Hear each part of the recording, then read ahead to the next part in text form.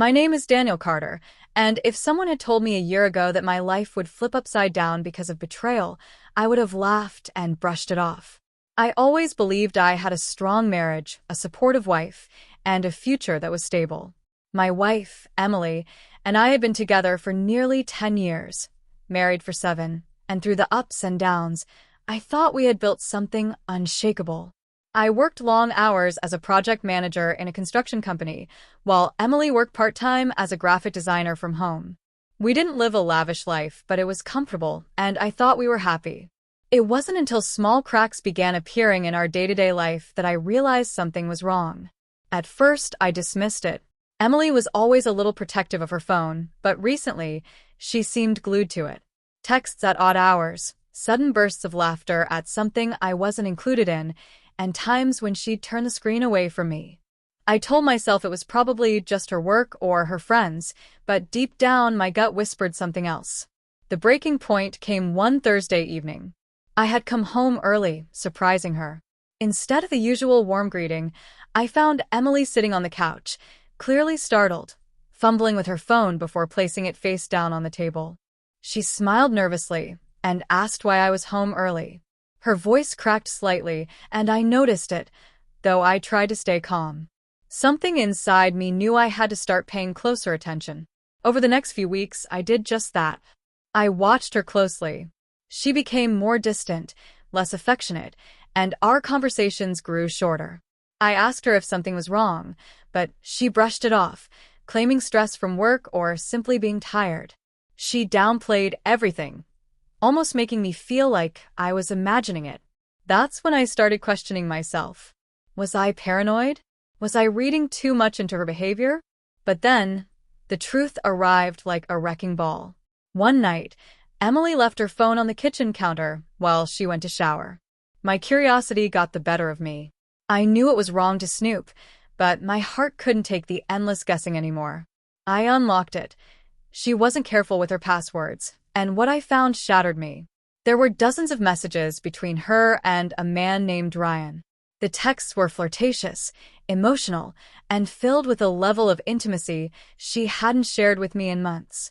My hands shook as I scrolled through, my chest tightening with each word. When Emily came out of the shower, I was sitting at the table, her phone in front of me. She froze, and in that instant, she knew. She tried to talk her way out of it, saying Ryan was just a friend, that it wasn't serious, that I was overreacting. She downplayed her betrayal as if it were something small, insignificant, like a mistake that didn't deserve the weight I was giving it. But betrayal is betrayal. Whether emotional or physical, it cuts deep. I didn't yell. I didn't scream. I just sat there, numb, asking her why. Emily claimed she felt lonely, that I worked too much, that Ryan simply gave her attention she craved. Her excuses sliced through me like a blade. She wanted me to accept her reasoning, as if it justified her actions. But I couldn't. For weeks after that confrontation, I tried to make sense of it. Part of me wanted to forgive her, to rebuild, because 7 years of marriage isn't easy to throw away. But every time I looked at her, the images of those messages replayed in my mind. And what hurt more was her casual attitude, the way she tried to minimize it, almost convincing herself that it wasn't really betrayal. I decided to step back emotionally.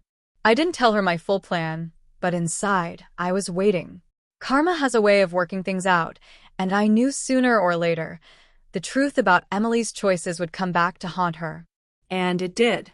Ryan, the man she risked our marriage for, turned out to be nothing like the fantasy she built in her head. She thought he was charming, supportive, and mature. But a few weeks after I confronted her, I found out through mutual acquaintances that Ryan was actually juggling multiple women.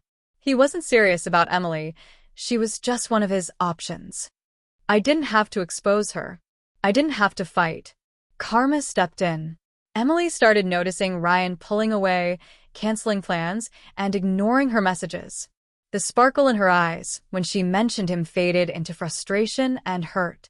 She thought she was special to him, but she wasn't. She was just another name in his phone. One evening, she came home looking devastated. She confessed that Ryan had blocked her, leaving her with nothing but confusion and heartbreak.